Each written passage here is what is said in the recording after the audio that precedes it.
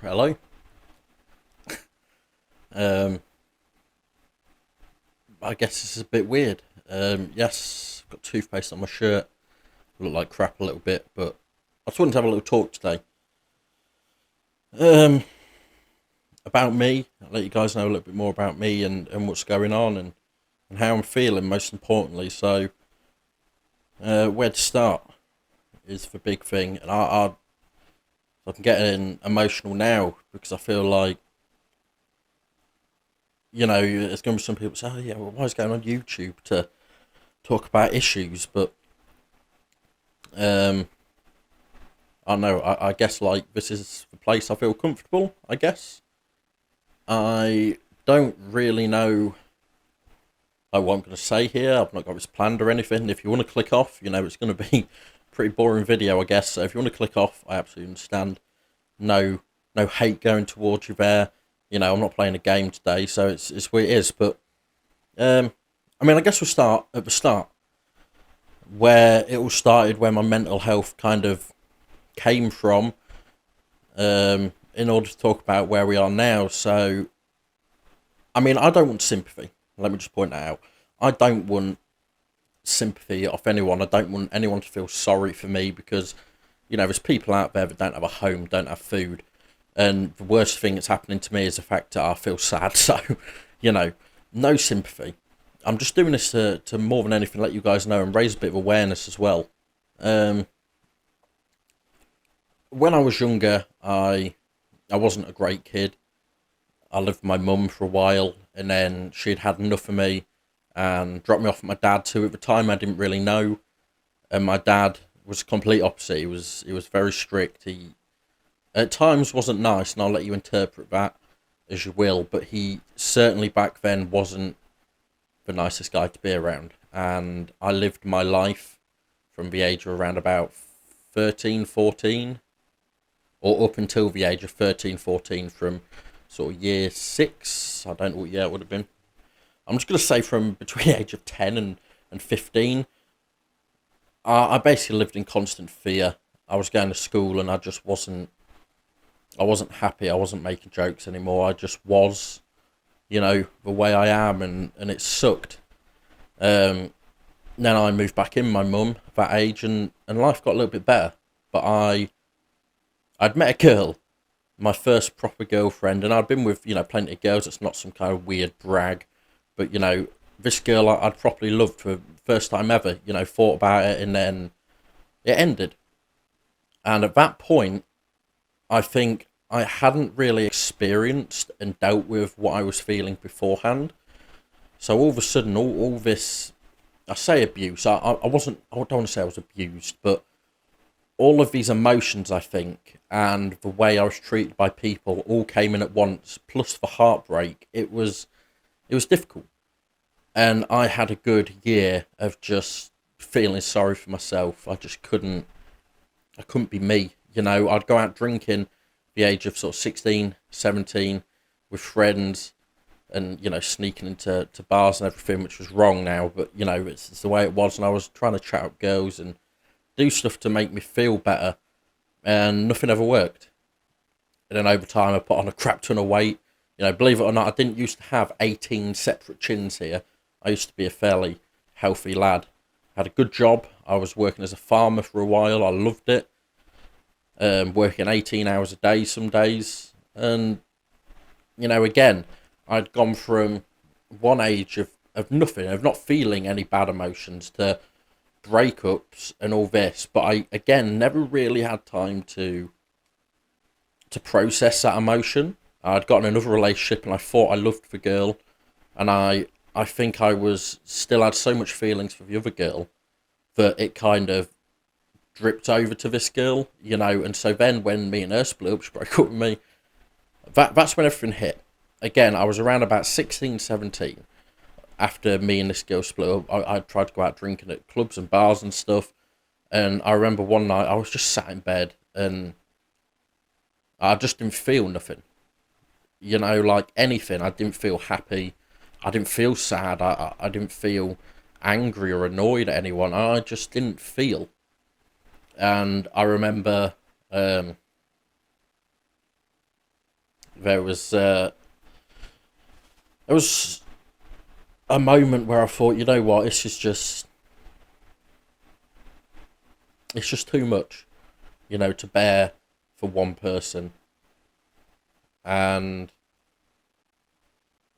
it was after I left school, after I left college. I'd been going through this depression for a couple of years at this point, and before work, I had recently seen the program 13 Reasons Why, and I'd seen the scene where, in case you didn't know, she kills herself in a bath, and I thought to myself, that surely is the easiest way to go. And I'd ran a bath, and in my head I was thinking, if I run a bath, it's going to be easier to clean if I did end up offing myself, I guess. And I was laid in this bath, and at the start I was like, do I go bollock naked so that there's like less clothes to tidy, is what I was thinking. But I thought, I don't want people to see me bollock naked. So I was laid in this bath with a pair of swimming shorts on, right, tits and everything out. And I had this like pack of razor blades. And then again, I was thinking, well, I'm not going to be able to get enough leverage on this tiny little blade. So then I got out of the bath, had to go find an actual, like little knife thing to put it in. Anyway, I was laid there for a bit, and I was scared. I was terrified. I was shaking because, as much as I wanted to do it, I don't think I was brave enough. I didn't have the courage to do such a thing, and the thought of what my family would say about me was a big thing. Then I got a knock on the door, and it was one of my friends at the time that lived not too sort of far away. I worked with him, and I got out of the bath, and he says, "What are you doing?" I was like, "Oh, I just had a bath." And then there's this whole, "Why you got swimming shorts on?" I was like, making something up like, "Oh, I have a bath with swimming shorts on, don't you?" Trying to get out of it. And I honestly think if he didn't knock on that door, I would have gone through with it. I feel like I would have gained the courage to do it, but I'm happy I didn't, because years later, now I have a son, and I love him to bits, and he's the only thing that gets me going. But after that, I lost my job. I lost it because the boss was basically a bellend. No other way of saying it. I lost interest in everything.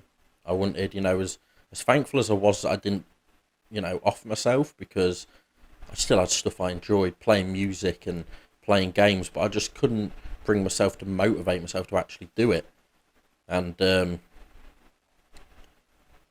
I met the mother of my son, and for the first time in a long time, these emotions had subsided. I felt really happy, and when she got pregnant, and I thought my life was on the up. I didn't speak to my family because my mum is horrid. I'll be straight up with you. She says nasty things. She doesn't think that the rules of the world apply to her. She thinks she can say what she wants, but if you call her out on it, all of a sudden you're the bad guy. So I don't talk to her. I have a relationship with my dad, but I'm still scared of him. If I'm honest, I'm 23 years old, and I'm terrified at times of my dad. I still have, partners or friends, whatever, even my son, come up to me, and I flinch because I think I'm going to get hit or pushed around or shouted at, and it's not great. But anyway, my ex gave birth, and happiest day of my life, seeing this baby. And I remember she'd had a C-section, so she'd been cut open, quite graphic, I know. And the baby's meant to cry, that's how you know they're okay. And for the first 5 seconds, he didn't cry, and I thought I'd lost my son. And luckily, this ugly little gremlin-looking child came out, and I was honestly so happy. And it was fine for 2 years until my ex just stopped. They stopped putting in any effort into a relationship. They stopped even looking in my direction as if I was some disgusting person, when all I'd ever done is tried to be a good dad and a good man. She then left, and now it's me and my little boy on our own. I have a partner now, but she doesn't live with us. I only see her a couple of days a week, but most of the time it's just me and my little boy. And you know what? I love it at days. It could be a bit stressful, but I absolutely love it. And like I say, that's what gets me out of bed in the morning, literally. because if I don't get out of bed on time, he will scream the house down. Then that brings us to now, and how I'm feeling now. A year and a half ago, I was diagnosed with fibromyalgia, which is, best way to, on the website say it's a neurological blah blah blah. To put it bluntly, it's where my body feels incredibly sensitive. I can be sat on the sofa and I'll have an itch on my back, and I'll completely forget I've got this condition. So I'll go to itch my back, and I'll touch a place that sends so much goddamn pain. It's like you've been stabbed. I've never been stabbed personally, so maybe it's not, but it feels like you get stabbed, and this pain shoots through your whole body, and it fucking sucks. I take a step and it hurts. I bend over, it hurts. I turn my neck, it hurts. Right now, I hurt. And I guess you come to live with a certain amount of pain tolerance, and after this for a while you kind of grow numb to it. But I mean, there are awful days. There really are awful days, and I'm going to physiotherapy, I'm having counselling, I'm having a specialised therapy specifically for people with physical disabilities. All of that on top of the fact that I don't leave my house. I can take my son to the park, it's about 10 seconds away, but 99% of it, I'll go out of the house once a year into town because of my agoraphobia, which is, it's a fear of going outside. And I often see people say, well, you got to take small steps, and I'm like, yeah, right. Let's put, reverse the roles here. If someone got a goddamn crocodile and threw you in a room with this crocodile, you'd be terrified. And you can't tell me otherwise. A crocodile opens its mouth, it's going to bite your ballsack off. You'd be crapping yourself. That's how I feel leaving the house. And so it hurts when people say, you got to take small steps, you got to, take this medication or talk to someone. I'm like, yeah, it's easy for you to say, though. But it's not just me being preemptive of going out. It's me terrified of going out. And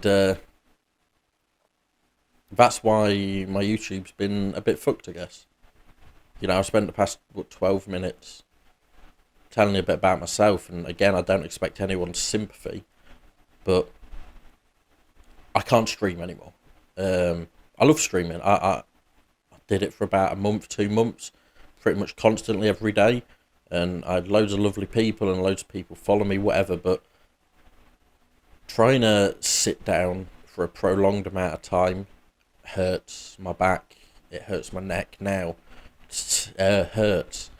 And after about an hour, it gets too much for me. And so streaming, you can tell in a lot of my streams, I start off very positive. Sort of half an hour, 45 minutes in, you can tell my mood goes down because I'm in so much pain. But I still want to do YouTube videos, I love doing that. But I just won't be able to do YouTube videos that require 11 hours of editing anymore, which some of them do, and I can't do that. And so I think I'm going to go and predominantly now and only play walkthroughs of games, so some Minecraft on there, because you can do that in an hour stint and then come off, or general walkthroughs of other games I maybe want to play. And I'm not on many subscribers, and that's fine. It's absolutely fine. I love everyone that has subscribed and does watch, but there's going to be a variety of content and a lot less editing and just more raw footage of me doing me things, And to end off, I'm going to link 2 separate charities or organisations or help, I don't know how you want to word it, in the description. Even if only one person sees and clicks on that link, that's one person I've helped. And I'm going to do it for a charity that helps disabled gamers. I think they're absolutely great, I really do. They try and get accessibility to people with disabilities and specialised gear and all this. Lovely work. And then I'll do one for a mental health resource that I use, talking about how you can help yourself and, be strong I uh, I hurt. I I hurt like every day because my mum thinks I'm a liar. She thinks my condition is fake because, in her words, I haven't shown her any proof. As if I walk around with a doctor's note saying, "Oh, your son's fucking hurting right now," and in 3 years of living in my house, not once has she come round to see me. My dad rarely visits. And this is a bit I don't want anyone to feel sorry for me for, but I don't have friends. I have my partner, I have my son, and brothers and sisters, but that's it. I am lonely, and playing games for me is like going into another world. I can't go out my front door, but I tell you what I can do. I can kick a ball around on a football pitch on FIFA, or I can, beat up some bad guys in God of War. I can do these things. And as stupid as people say it is, and they say, oh, it's not an art form, it's not this, it's not that. And I think you'll sit down for 6 hours and paint a picture, and people will look at it and go, wow, that really arouses my heart. It makes me feel this way and that way. And I'm like, yeah, mate, it's a picture. We're not playing Pictionary here. We're playing on the PS5. Get your finger out your ass. And so when I play these games, I feel happy. I feel content, even if it's just for an hour every now and again. And, that's why I still want to play these games. I am getting better. I am getting more help. And mentally, I'm trying to do things to benefit me. But I just wanted to let you guys know, that some of you out there are going to feel like you're alone. Like you have no one to talk to. You're going to feel like you can't talk to mum, you can't talk to dad, and maybe you don't want to go talk to a professional because it can be hard. I know personally it'd be very hard to talk to someone that you feel doesn't care. And so, like I say, I will link them to resources. Donate to this charity if you want, don't. It's absolutely your choice. But if you have mental health issues, check out the other thing I've linked, and I will link my Facebook. Not for self-promotional reasons or anything, but if you ever feel like you just want to talk, or even not about anything personal, if you just want to play some games, if you want to play some games, message me on my Facebook. We'll fucking hop on a game together. We'll have a laugh for an hour, just get your mind off things. Yeah, there's no pressure. There's never any pressure. You do you. You do what you want to do, and if it makes you happy, fuck them. Be happy. Thank you guys for listening, I guess. As always, I hope you stay safe. There should be a new video. I'm going to take around about a week or two off just to get my sort of head together. But yeah, hopefully you guys are still here, and I love you all. I'll catch you next time.